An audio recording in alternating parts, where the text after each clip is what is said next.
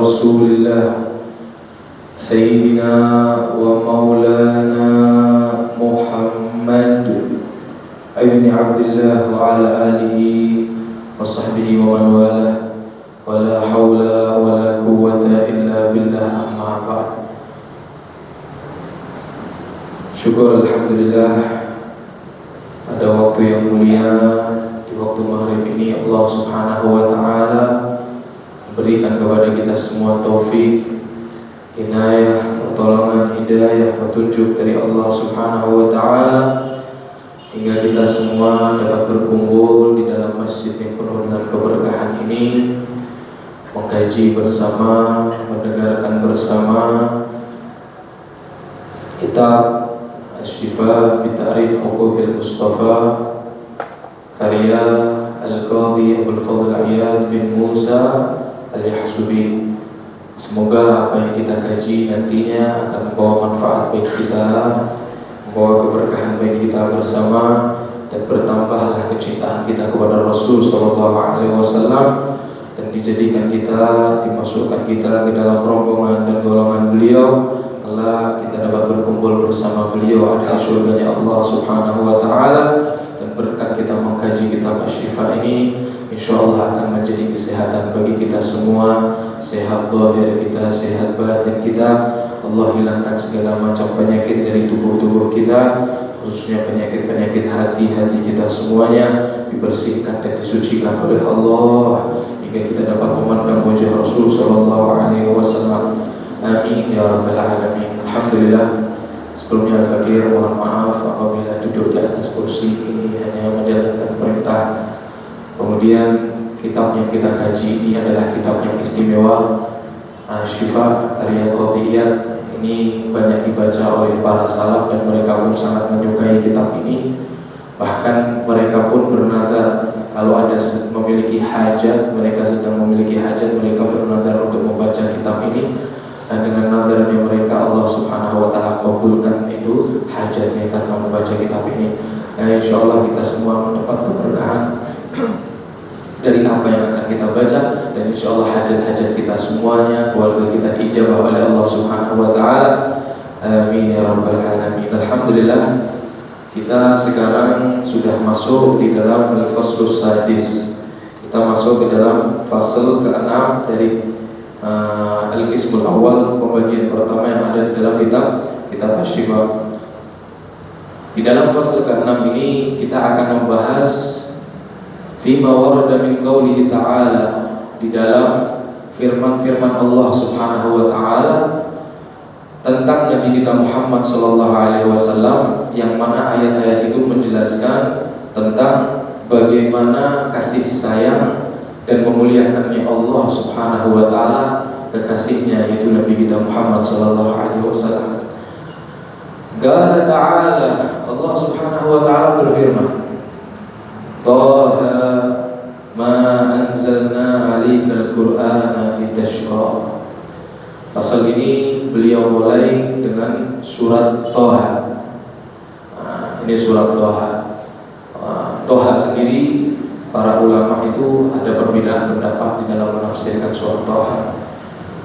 Ada yang mengatakan surat Taha ini, tafsir dari ayat Taha ini seperti dengan awal surat, seperti dengan awal-awal surat yang lain, seperti Alif Lam Mim, Kaf Ha Ya Ain Shad, ya, sama seperti itu, yang mana maknanya tidak ada yang mengetahui kecuali Allah Subhanahu wa taala. Allahu a'lam bi muradi. Allah yang lebih tahu tentang arti dan makna dari kalimat itu. Nah, tapi banyakkan ulama di dalam menafsirkan ayat Taha ini, mereka sepakat, sebagian ulama mengatakan bahwasanya Taha ini merupakan nama Nabi Muhammad SAW, nama yang digunakan untuk Rasulullah SAW. Ditambah mereka melihat dari siyaqul kalam, dari ucapan firman Allah Subhanahu wa taala yang ada selanjutnya itu, di situ ada khitab alaika, yang mana ini mengarah kepada Rasul sallallahu alaihi wasallam. Ma anzalna 'alaikal Qur'ana litashqa. Aku tidak menurunkan Al-Qur'an kepadamu wahai Muhammad untuk menjadikan kamu sengsara, susah, payah, capek. Nah, di situ kan menunjukkan bahwasanya di sini ada khitab kepada Rasul yang dimaksud Toha. Di situ ya namanya Nabi Muhammad Sallallahu Alaihi Wasallam. Sallallahu Alaihi Wasallam. Makanya kita sering mendengar yang biasa dibaca sama ulama-ulama, Qasidah dan lain sebagainya, mereka menggunakan lafaz Toha sebagai nama Rasulullah. Ala Yasin Habibillah, ala Toha Rasulillah. Ya, banyak kita dengar Toha, Yasin dan lain sebagainya. Jadi ulama ada yang berpendapat kalau ini termasuk dari ayat seperti Alif Lam Mim yang mana maknanya tidak ada yang mengetahui kecuali ada juga mereka yang berpendapat bahwa Toha yang dimaksud adalah nama Rasul Sallallahu Alaihi Wasallam. Tapi mereka yang mengatakan bahwasanya Toha ini tidak ada yang mengetahui maknanya kecuali Allah, mereka juga mengatakan bahwasanya sepakat Toha itu merupakan nama Rasulullah SAW. Tetapi diambil bukan dari ayat itu, berbeda. Ditambah mereka yang mengatakan itu merupakan nama Rasulullah SAW diperkuat dengan banyaknya hadis. Hadis Nabi Sallallahu Alaihi Wasallam yang mengatakan Ana Toha, aku adalah Toha.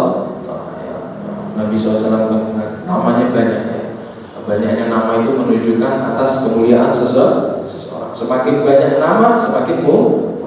Nama Nabi Sallallahu Alaihi Wasallam itu banyak. Sallallahu Alaihi Wasallam. Sehingga Al-Imam Al-Qadhiyah di dalam kitab ini beliau melanjutkan dengan menjelaskan tafsir makna dari apa itu Toha yang dimaksud di sini.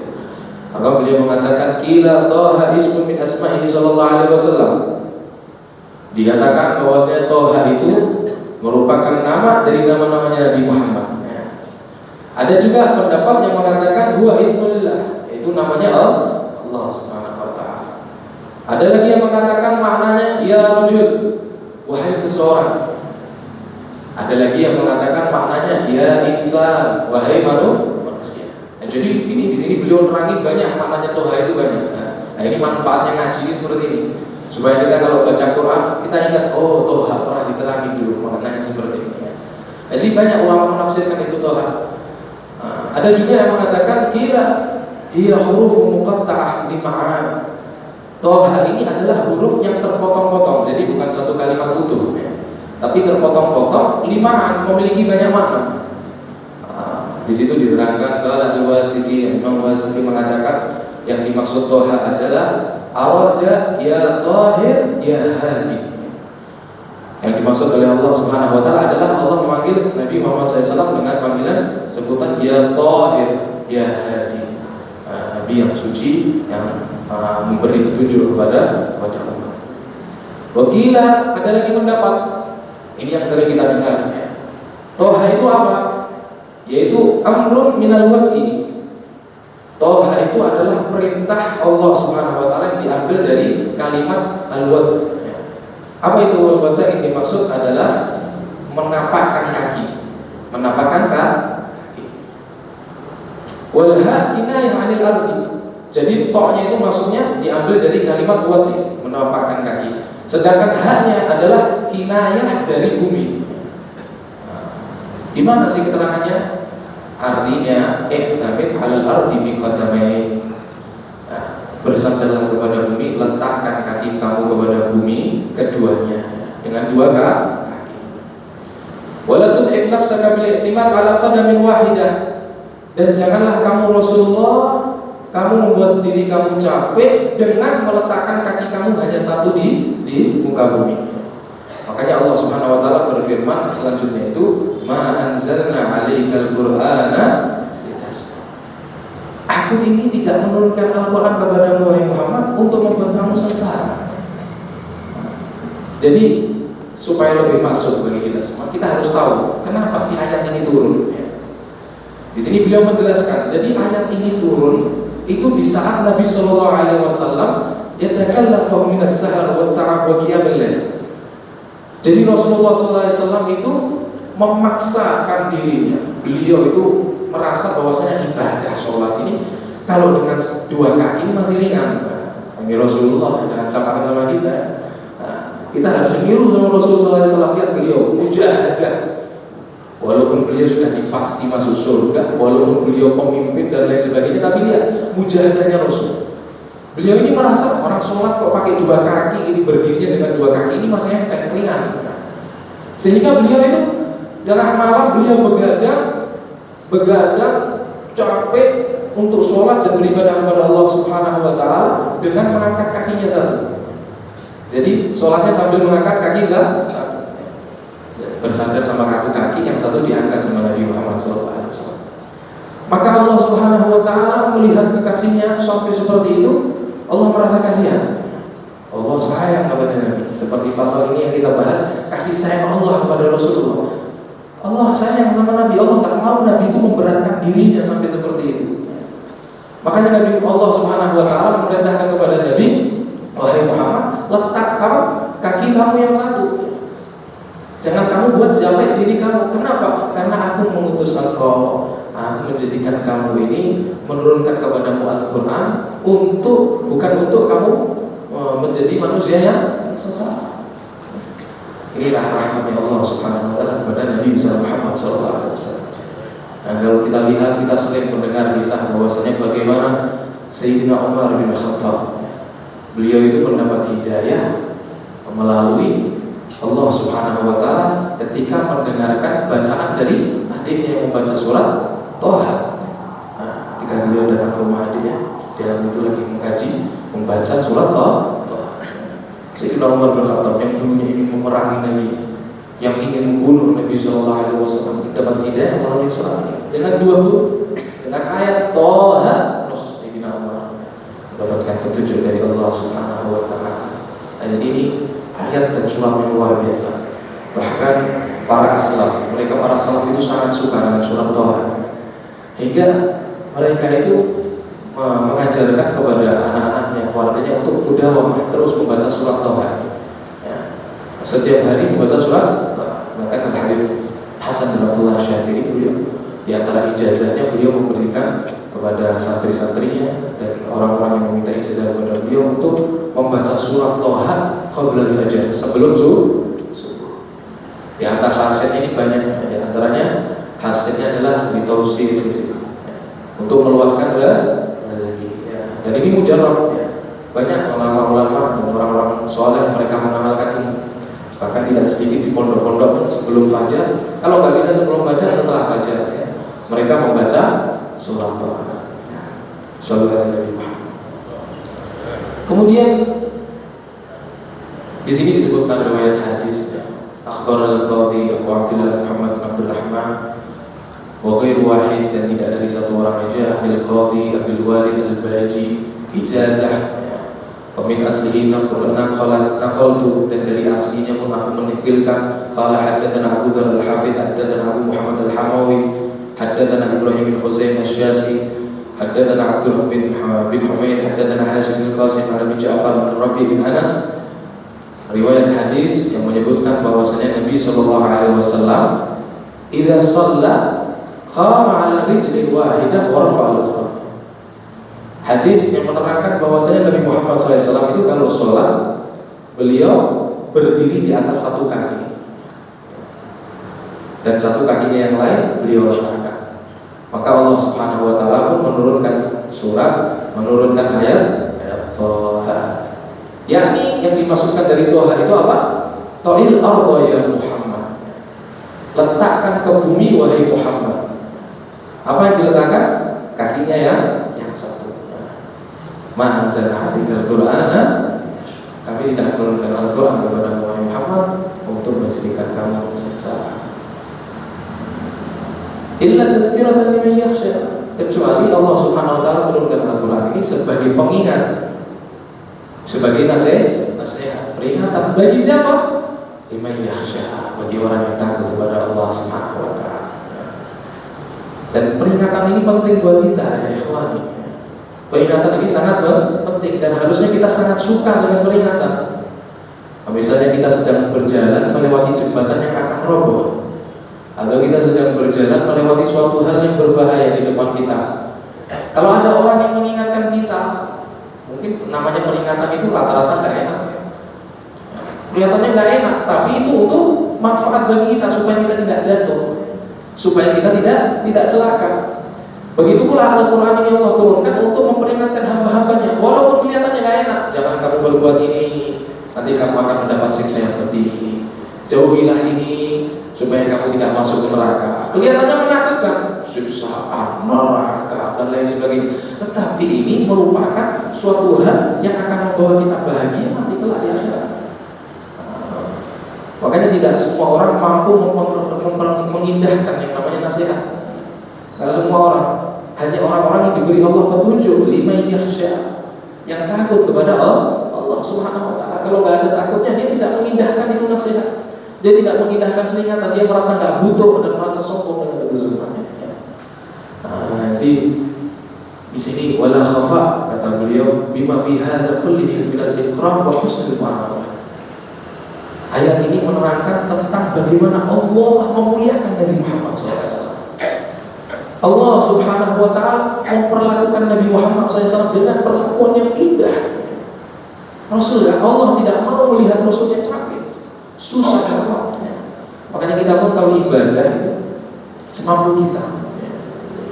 Bukan berarti kita terus mampunya saya begini sudah cukup sampai segini, dia bukan. Usaha, mujahadah perlu ya. Tapi jangan sampai kita terlalu menyiksa diri kita. Bahkan Rasul pun mengajarkan kepada sahabat dan istri seperti itu. Semampu kita.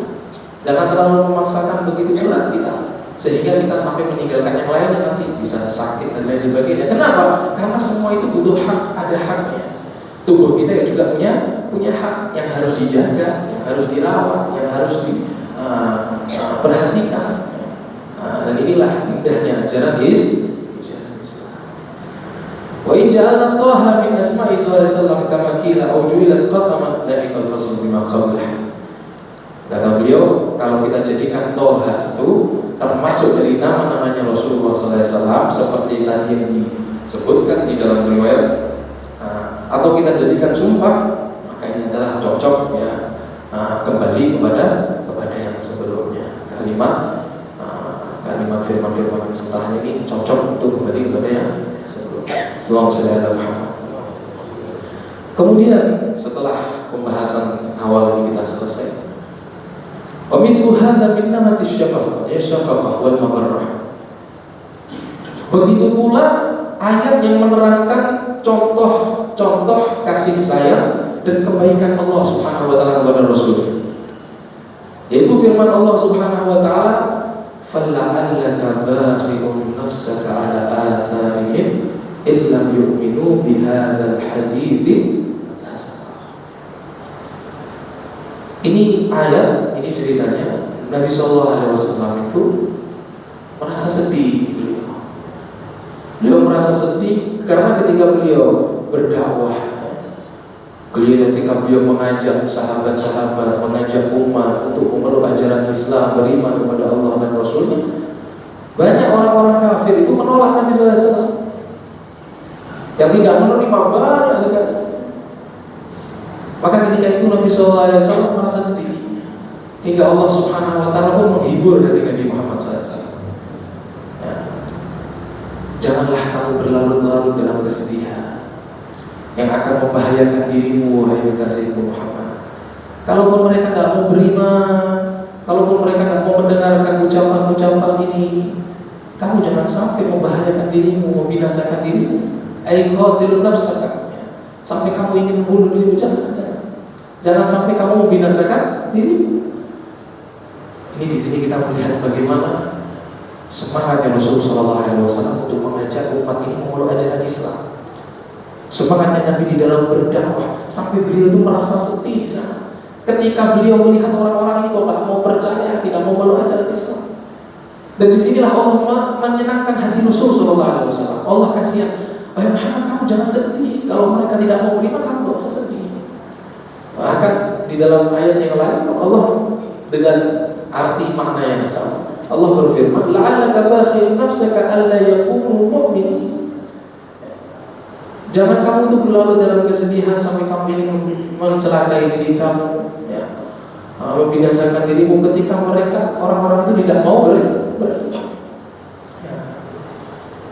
Allah Subhanahu wa taala tidak ingin Rasulullah SAW sedih berlarut-larut binasa. Karena apa? Karena Rasul marah, sakit hati dan sebagainya. Allah tak mau. Jangan kamu sedih, ya, wahai Muhammad. Tugasmu itu hanya menyampaikan. Ada yang mau percaya silahkan, nggak percaya pun juga silahkan, nggak apa-apa. mengambil hati.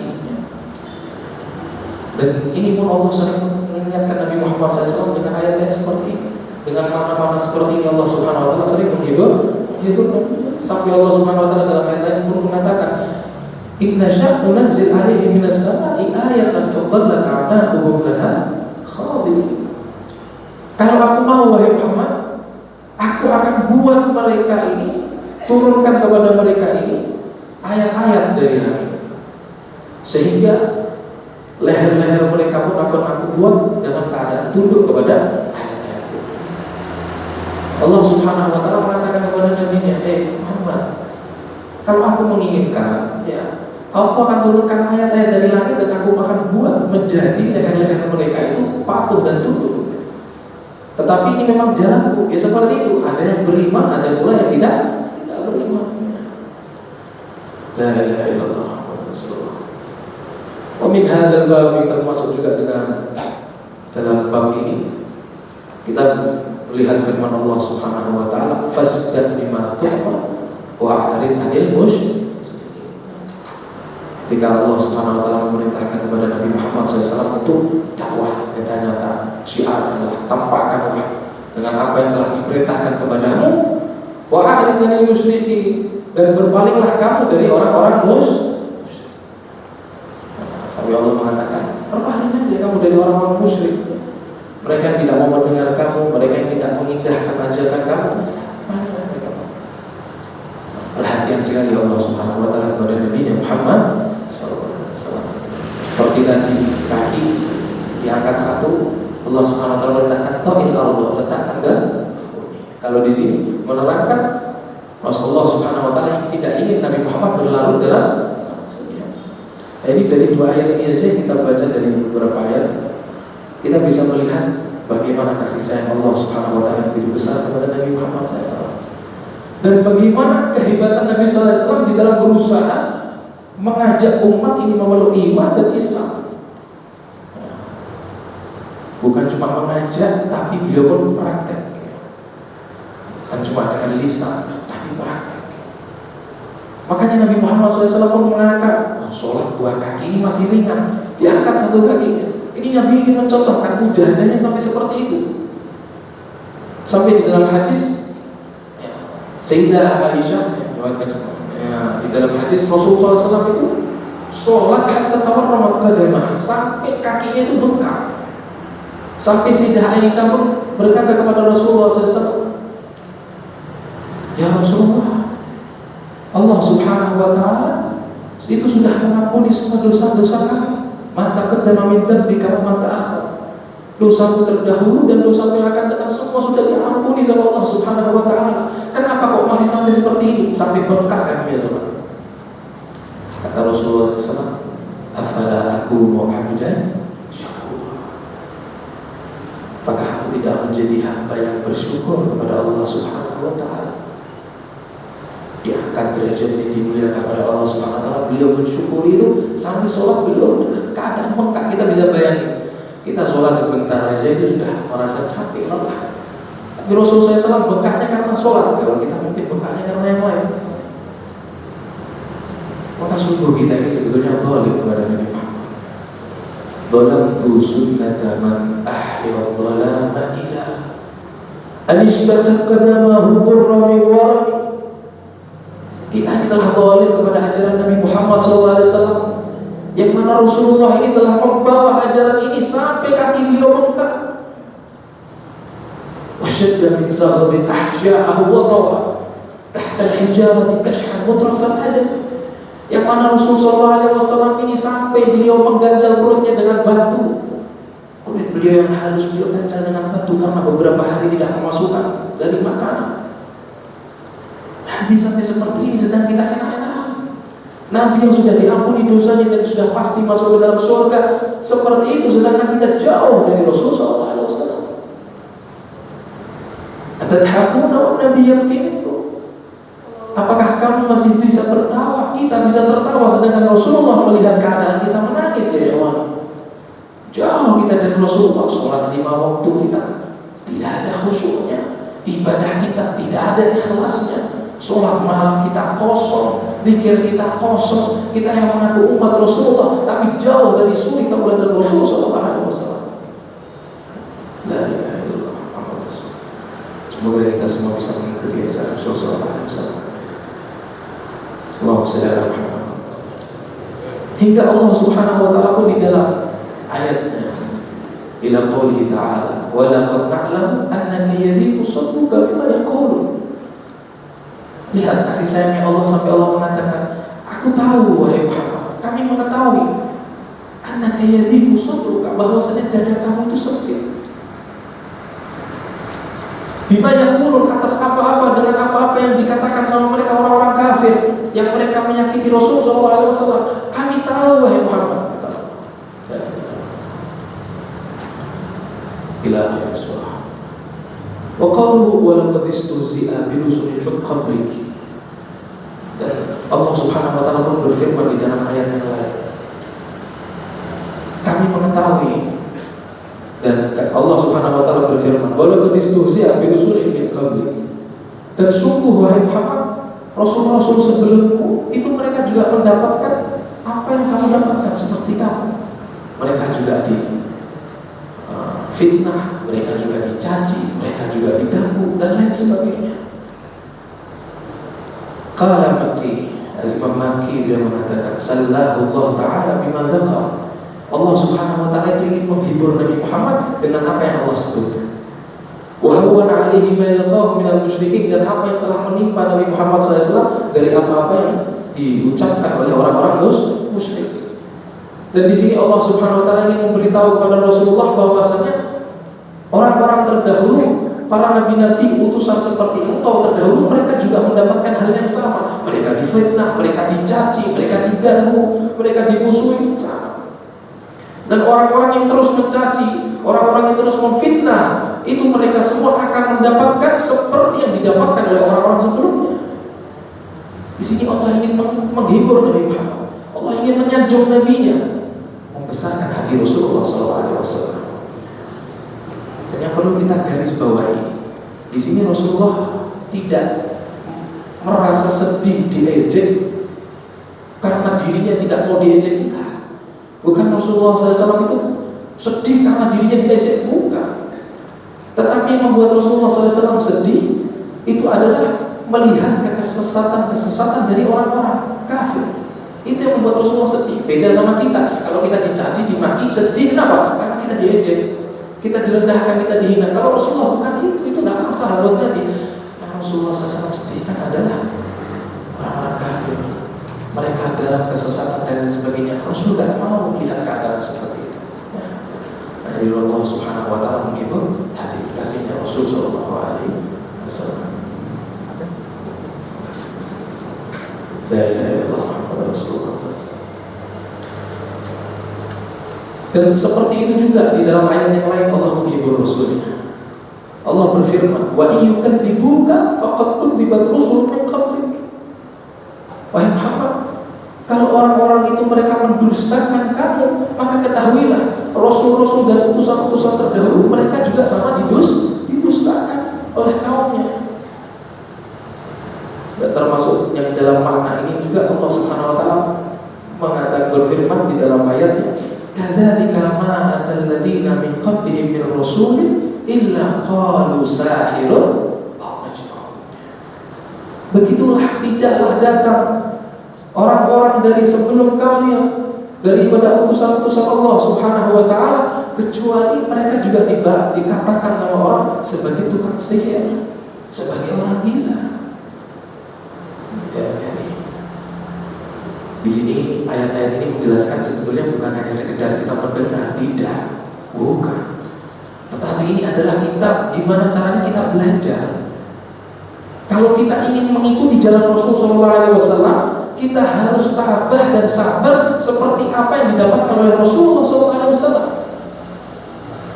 Yang mana Rasulullah SAW manusia yang sempurna, manusia yang indah, manusia yang begitu luhur akhlak dan budi pekertinya, masih dikatakan sama orang-orang seperti itu. Dikatakan orang gila, dikatakan tukang sihir. Lantas kita yang ingin mengikuti jejak Rasul, kita merasa santai, kita merasa tenang. tidak mau dicaci, tidak mau dihina. Para pengikut Rasulullah SAW juga pasti akan mendapatkan hal yang sama. Oleh karena itu sabar. Setiap orang yang mengikuti jejak Nabi Muhammad SAW, terutama yang mengemban amanah di dalam menyampaikan ajaran Rasulullah SAW, pasti akan mengalami hal-hal seperti ini. Didustakan, dihina, dicaci, difitnah, dimaki, adu domba dan lain sebagainya. Sabar. Kita dengar.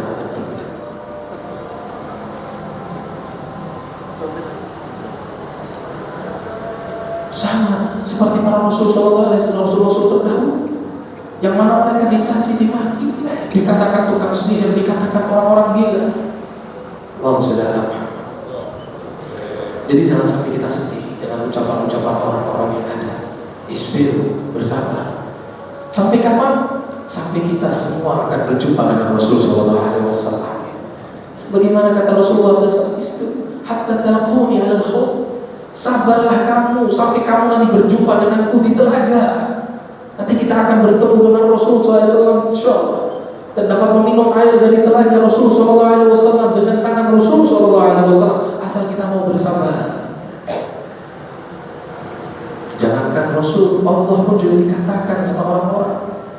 Karena ada saya yang mengatakan, qila inna Allah du'aladi, wa qila inna Rasul qaddan. Mana jawabahu Rasulullah min lisanil mar'a fa kaifa ana. Allah Subhanahu wa taala jadi fitnah memiliki anak. Rasul pun difitnah, dikatakan sebagai dukun, tukang sihir. Tidaklah selamat dari lisan manusia Allah dan Rasulnya. Maka bagaimana mungkin kita makhluk yang hina ini menginginkan kita selamat dari ucapan-ucapan dan omongan manusia? Tidak semua perlu kita dengar. Jangan semua kita masukkan ke dalam hati, dan teruslah menapaki jejak Rasulullah SAW. Apapun yang terjadi, apapun fitnah dan lain sebagainya yang menerpa kepada kita, terus ajaran-ajaran Rasulullah SAW. Jangan sampai kita goyah. Kalau kita tidak kuat, berbalik. Jangan kita tanggapi, jangan kita lihat. Kita fokus aja. Kita jalanin aja apa yang telah Allah dan Rasulnya perintahkan kepada kita semuanya. Nabi Musa saja, beliau pernah meminta kepada Allah Subhanahu wa taala, ya Allah, aku menginginkan kepadamu agar lisan-lisan orang yang mencaci aku ini Engkau tutup.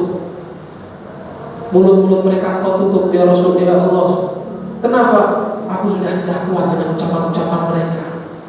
Diingatkan oleh Allah, wahai Musa, kamu menginginkan seperti itu, aku Allah Subhanahu wa taala aja yang menciptakan mereka, yang memberi mereka kenikmatan, yang memberi mereka kehidupan, rezeki, pakaian, makanan, dan lain sebagainya. Aku aja masih dikatakan sama mereka tidak adil. Aku aja masih difitnah sama mereka punya anak. Tapi aku tidak pernah menutup lisan-lisan mereka. Aku biarkan lisan mereka berbicara. Karena itu kita bisa melihat, ini hal akan terus terjadi. Sedangkan kita, kalau kita sibuk mengurus ucapan dan lain sebagainya dari mereka, kita tidak akan berlanjut berjalan. Tetapi ketika kita fokus dengan apa yang Allah dan Rasulnya perintahkan, disitulah Allah akan menunjukkan nanti hakikatnya para pewaris-pewaris Rasulullah SAW. Kita lanjutkan setelah